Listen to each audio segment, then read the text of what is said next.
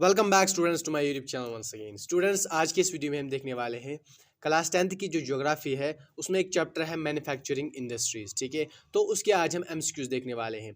अगर हम इस चैप्टर की बात करें तो इसमें आपको जो एग्जामिनेशन में आता है या तो आपको मैप बेस्ड क्वेश्चन आएगा इसमें, या आपको 3 मार्क्स और 1 मार्क का एमसीक्यू आएगा इसमें, क्योंकि इसमें टोटल 4 मार्क्स होते हैं। ठीक है, एक एमसीक्यू तो इसमें आता है और आपको मैप बेस्ड भी आ सकता है या 3 मार्क्स आपको इसमें क्वेश्चन आ सकता है। ठीक है, ज्यादातर इसमें आता है मैप बेस्ड ही क्वेश्चन, मैप बेस्ड क्वेश्चन ही आपको इसमें ज्यादातर आता है। ठीक है, तो एक एमसीक्यू फिर भी इसमें आता है। ठीक है, तो यहाँ पे मैं कुछ पॉइंट्स आपके साथ डिस्कस करूंगा जिसमें से आपको एमसीक्यूज आ सकता है। ठीक है, तो चलिए हम एक एक करके इन पॉइंट्स को देखते हैं। वीडियो आगे बढ़ाने से पहले मैं आपसे रिक्वेस्ट करूंगा कि अगर आप इस चैनल पे नए हो तो चैनल को सब्सक्राइब जरूर कीजिएगा और बेल नोटिफिकेशन आइकन को भी आप प्रेस कीजिएगा ताकि जो मेरे आने वाले वीडियोस की नोटिफिकेशन होगी वो भी आपको मिलती रही। तो चलिए हम एक एक करके इन पॉइंट्स को देखते हैं। पहला पॉइंट हम देखेंगे, manufacturing industries are placed in secondary sector. अगर हम मैन्युफैक्चरिंग इंडस्ट्रीज की बात करेंगे तो ये सेकेंडरी सेक्टर में आता है, यानी कि जो अगर हम इंडियन इकोनॉमी की बात करेंगे तो मेन यहाँ पे 3 सेक्टर्स होते हैं इकोनॉमीज में: primary sector, secondary sector and tertiary sector. ठीक है, तो यहाँ पे मैं ज़्यादा इलाबरेट नहीं हो जाऊँगा कि प्राइमरी सेक्टर क्या होता है, सेकेंडरी। फिलहाल आप याद रखिए कि जो मैन्युफैक्चरिंग इंडस्ट्रीज होते हैं वो सेकेंडरी सेक्टर में आता है। ये आपको एमसीक्यू आ सकता है। Over the last 2 decades, the share of manufacturing sector has stagnated at 17% of GDP. अगर हम कुछ 5 डिकेट्स की बात करेंगे, 2 डिकेट्स की बात करेंगे, ठीक है, तो अगर हम इसका जो मैन्युफैक्चरिंग सेक्टर का जो जीडीपी में कंट्रीब्यूशन है तो उसका 17% ही है। ठीक है, ये एक ही जगह पे रह गया है 17%। इस वक्त प्रेजेंटली अभी अगर आप देखोगे ये नियर अबाउट 17% ही है। ठीक है, इसके बाद एक और पॉइंट देखते हैं, in some East Asian economies the contribution of manufacturing sector to GDP is 25 to 35%। बहुत ज़्यादा है, यानी कि अगर हम ईस्ट एशियन जो कंट्रीज़ है अगर हम उनकी बात करते हैं तो वहाँ पे जो इसका जो कंट्रीब्यूशन है मैन्युफैक्चरिंग सेक्टर का वो 25 से लेकर 35% है, जो कि बहुत ज़्यादा है जीडीपी में इसका कंट्रीब्यूशन। ठीक है, लेकिन इंडिया इस मामले में पीछे ही है। ठीक है, industrial location are influenced by availability of raw materials, labors, power, capital, market, etc. अगर हम इंडस्ट्रियल लोकेशन की बात करेंगे, इसको कौन चीज़ इन्फ्लुएंस करते हैं। ठीक है, तो इसके लिए जहाँ पे आपको raw material, labour, power, capital markets available हो तो वहाँ पे एक अच्छी आइडियल लोकेशन मानी जाती है इंडस्ट्रीज़ की। ठीक है, many industries tend to come together to make use of advantages offered by the urban centers known as agglomeration economies. Agglomeration economies क्या होते हैं? अगर हम देखेंगे अर्बन सेक्टर्स की बात करते हैं वहाँ पर ऑलमोस्ट सभी तरह की फैसिलिटीज़ होते हैं जो मैंने यहाँ पे बताई: raw material, labour, power, capital market. तो इन चीज़ों की अवेलेबिलिटी की वजह से वहाँ पे जो है जो बहुत सी इंडस्ट्रीज एक जगह आ जाती है। ठीक है, तो इसको हम बोलते हैं एग्लोमरेशन इकोनॉमीज। ठीक है, अर्बन सेक्टर्स में ये क्या हो जाते हैं, कम टुगेदर। ठीक है, ताकि इन एडवांटेजेस का ये फायदा उठा सके, तो इसको हम बोलते हैं एग्लोमरेशन इकोनॉमीज। इसके बाद एक और पॉइंट हम देखने वाले हैं, land, labour, capital, entrepreneur, infrastructure और फैक्टर्स ऑफ प्रोडक्शन। इनको फैक्टर्स ऑफ प्रोडक्शन बोला जाता है, यानी कि जो प्रोडक्शन में आपको मदद देते हैं, यानी कि इन्हीं वजह से प्रोडक्शन होती है। ठीक है, किसी इंडस्ट्रीज में इन्हीं फैक्टर्स की वजह से प्रोडक्शन होती है। जब लैंड आपके पास हो, लेबर, कैपिटल हो, ठीक है, कैपिटल हम मनी को बोलते हैं, पैसा होने को। ठीक है, लेबर, मैन फोर्स, एंटरप्रेन्योर जो मतलब इस कंपनी को चलाने वाला होता है या इंडस्ट्रीज को चलाने वाला होता है, इंफ्रास्ट्रक्चर, इसके लिए आपको बिल्डिंग होनी चाहिए। ठीक है, तो ये होते हैं factors of production. The key to decision of factory location is the least cost, यानी कि सबसे इंपॉर्टेंट चीज़ जो होती है फैक्ट्री लोकेशन की वो होता है लीस्ट कॉस्ट। यानी कि जब आपको जो चीज़ आपको सबसे सस्ते में मिलती है, जब आपको चीज़ें सस्ते जहाँ पे आपको चीज़ें सस्ते में मिलती है तो वही आपका जो लोकेशन होता है फैक्ट्री का वही आप चूज़ करते हो। ठीक है, ये एक की डिसीजन फैक्टर होता है। Cotton, wool, jute, silk, textiles, rubber and sugar, T, coffee, edible oil industries, ये एग्रो बेस्ड इंडस्ट्रीज हैं। ये सभी इंडस्ट्रीज अगर आपको आता है कि इनमें से कोई एग्जांपल दिया होगा, इनमें से कौन एग्रो बेस्ड है। एग्रो बेस्ड क्या होता है, जो रॉ मटेरियल एग्रीकल्चर से हमें मिलता है, ये इंडस्ट्रीज इसी पे बेस्ड होती है। तो ये सभी जो कॉटन, वूल, जूट, सिल्क, ये सभी इसी पे बेस्ड होते हैं, तो इसीलिए हम इनको बोलते हैं एग्रो बेस्ड इंडस्ट्रीज, ठीक है। Iron and steel, cement, aluminium, machine tools, petrochemicals और मिनरल बेस्ड, ये जो होती है आयरन स्टील, ये सभी मिनरल बेस्ड होते हैं, क्योंकि जो मिनरल बेस्ड इंडस्ट्रीज होते हैं इनके लिए मिनरल्स बहुत ही इंपॉर्टेंट होते हैं, जो कि ये होती है स्टील इंडस्ट्री के, steel, iron, cement. Public sector industries क्या होते हैं, जो कि इनको ओन कौन करता है, हाँ, इनको कौन ऑपरेट करता है, गवर्नमेंट एजेंसीज, इसलिए इनको बोलते हैं पब्लिक सेक्टर इंडस्ट्रीज। अगर आपको BHEL आता है या सेल आता है, स्टील अथॉरिटी ऑफ इंडिया, ठीक है, तो ये क्या है, ये आपको पब्लिक सेक्टर इंडस्ट्रीज है, ठीक है।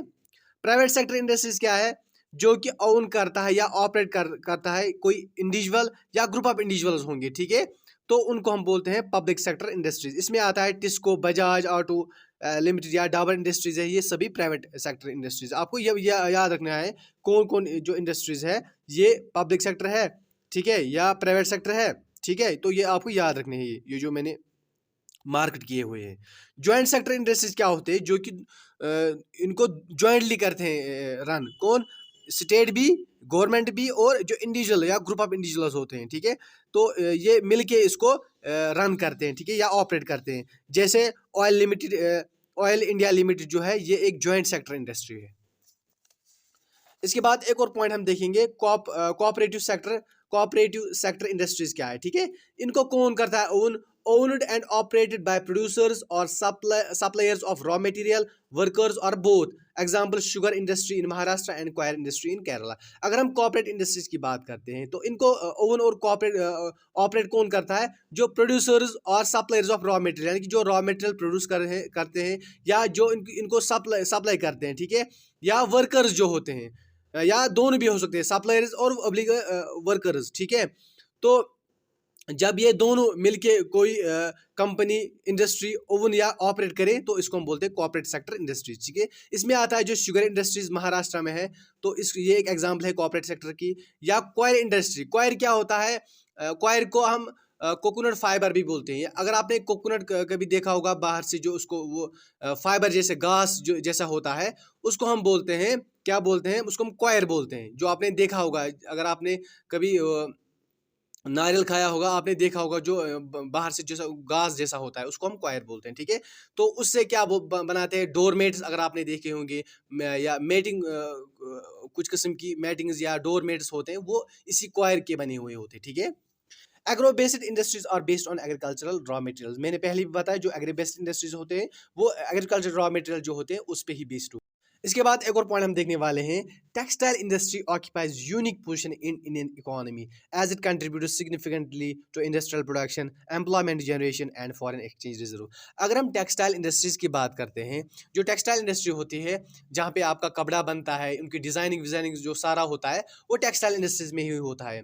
और अगर हम टेक्सटाइल इंडस्ट्री की बात करते हैं, तो इंडियन इकोनॉमी में इसकी यूनिक पोजीशन है। ऐसा क्यों, क्योंकि ये इंडस्ट्रियल प्रोडक्शन में सिग्निफिकेंटली कंट्रीब्यूट करता है, और एम्प्लॉयमेंट जनरेशन में भी ऑलमोस्ट, अगर हम देखेंगे 35% जो एम्प्लॉयमेंट जनरेशन है, वो इसी की वजह से होती है, टेक्सटाइल इंडस्ट्री की वजह से होती है। और फॉरेन एक्सचेंज रिजर्व में भी इसका एक सिग्निफिकेंट रोल है, ठीक है। इसलिए जो इसकी पोजीशन है इंडियन इकोनॉमी, वो एक यूनिक पोजीशन है टेक्सटाइल इंडस्ट्रीज की, ठीक है। इसके बाद अगर हम एक और पॉइंट देखते हैं, textile industry is only industry which is self reliant and complete in value chain. अगर हम टेक्सटाइल इंडस्ट्री की बात करेंगे, ये एक वाहिद इंडस्ट्री है जो कि सेल्फ रियलेंट है, ठीक है, यानी कि जो भी इसको रिसोर्स चाहिए होते हैं, ये उनके लिए दूसरे इंडस्ट्रीज पे डिपेंड नहीं है, ठीक है।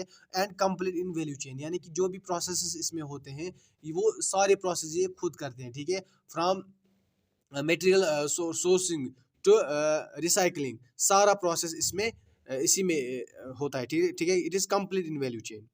तो इसके बाद एक और पॉइंट हम देखते हैं, first successful textile mill was established in Mumbai in 1854। अगर हम पहली सक्सेसफुल टेक्सटाइल मिल देखेंगे, वो कब एस्टैब्लिश हुई थी, 1854 में इन मुंबई, ठीक है। In the early years cotton textile industry wire concentrated in Maharashtra and Gujarat. अगर हम देखेंगे पहले पहले जो कॉटन टेक्सटाइल इंडस्ट्रीज है, ये कहाँ पे कंसंट्रेटेड थी, महाराष्ट्र एंड गुजरात। इसकी वजह ये है क्योंकि कॉटन वहीं पे सबसे ज़्यादा बनता था, इसलिए क्योंकि वहाँ पे ब्लैक सॉइल होती है, और कॉटन की प्रोडक्शन के लिए ब्लैक सॉइल इंपॉर्टेंट होती है, ठीक है, तो इसलिए वहाँ पे ये कंसंट्रेटेड, ठीक है।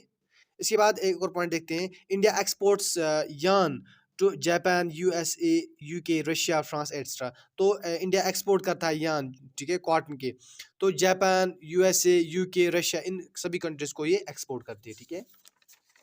इसके बाद एक और पॉइंट हम देखने वाले हैं, India is largest producer of raw jute and jute goods and stands at second place as an exporter after Bangladesh. अगर हम इंडिया की बात करते हैं, इंडिया सबसे ज़्यादा प्रोडक्शन करता है raw jute and jute goods की, ठीक है। अगर हम जूट की बात करते हैं, जूट जो होता है ये एक फाइबर होता है, जिससे हम, अगर आपने सैकस देखी होंगी, बोरियाँ देखी होंगी, तो वो जूट की बनी हुई होती है, ठीक है। या पैकिंग में भी हम इसको इस्तेमाल करते हैं, या आपने कुछ में जो मैटिंग की किस्में होते हैं वो भी जूट की बनी हुई होती है, ठीक है। एंड जो इंडिया है ये सेकंड नंबर पे आता है जूट की एक्सपोर्टिंग में, ठीक है। जूट गुड्स या रॉ जूट हो, ठीक है। पहले नंबर पे आता है बांग्लादेश, ठीक है। तो इसके बाद एक और पॉइंट हम देखेंगे, most of the jute mills are located in West Bengal. अगर हम देखेंगे सबसे ज़्यादा जो जूट मिल्स है वो वेस्ट बंगाल में लोकेटेड है। आप मुझे इसका रीज़न बताना, क्यों क्यों ज़्यादा वहीं पे जो जूट मिल्स है लोकेटेड है, ठीक है, वेस्ट बंगाल में। First jute mill was set up near Kolkata in 1855 at Rishra, ठीक है। रिश्रा एक जगह है कोलकाता में। तो पहली जो जूट मिल है वहीं पे सेटअप की गई थी 1855 में। ये एमसीक्यू आया था प्रीवियस ईयर क्वेश्चन में, आप देख लेना, ठीक है। Kolkata provides banking, insurance and port facilities for export of jute goods. अगर हम देखेंगे जूट गुड्स को जो हम एक्सपोर्ट करते हैं, इसके लिए जो कोलकाता है वो banking, insurance, port facilities provide करता है, ठीक है। इसके बाद एक और पॉइंट देखते हैं, India stand second as a world producer of sugar but occupies first place in production of gur and khandsari, ठीक है। अगर हम इंडिया की बात करते हैं, शुगर प्रोडक्शन में ये दूसरे नंबर पे आता है दुनिया में, ठीक है।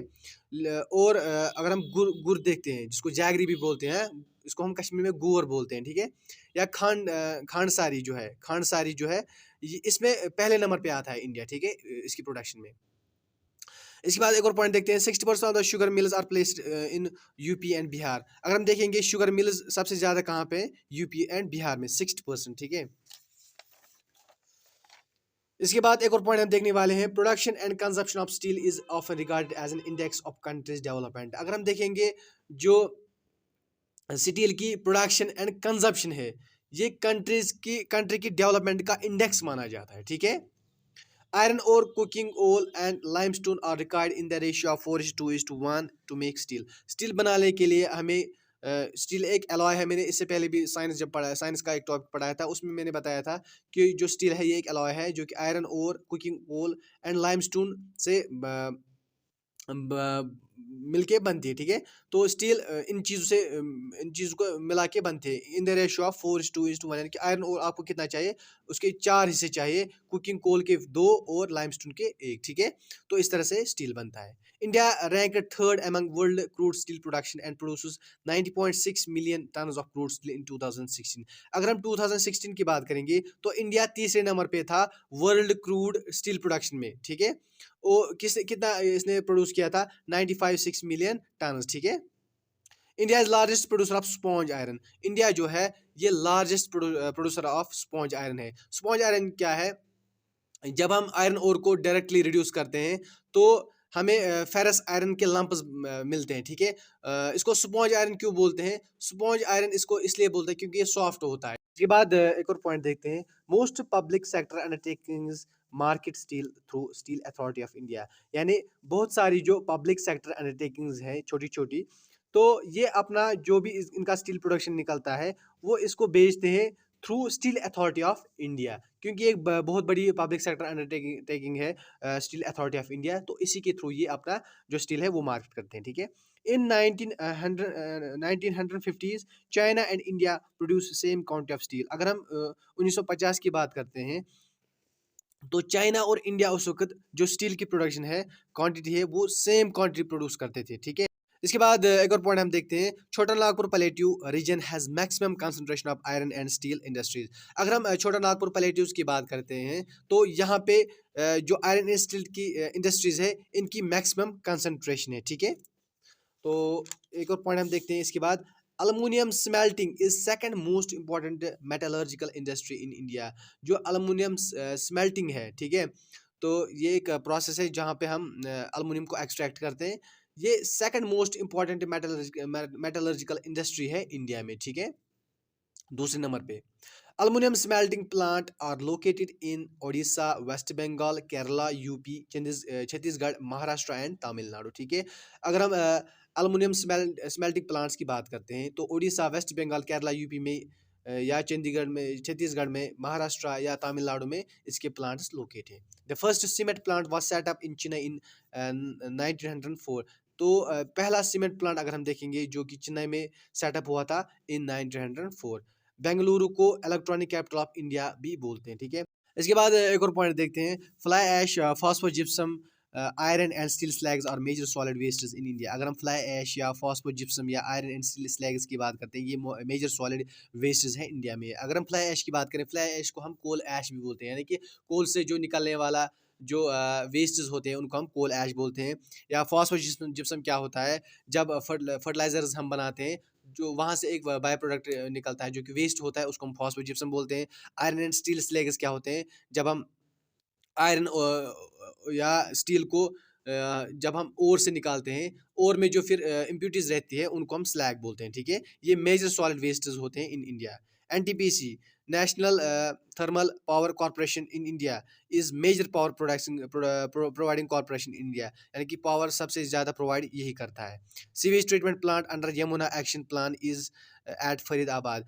सीवेज ट्रीटमेंट प्लांट जो है, जो कि यमुना की जो नदी है, रिवर है, उस पर जो बनाया गया है, तो वो कहाँ पे है, फरीदाबाद में। तो आई होप आपने अंडरस्टैंड किया होगा इस वीडियो को।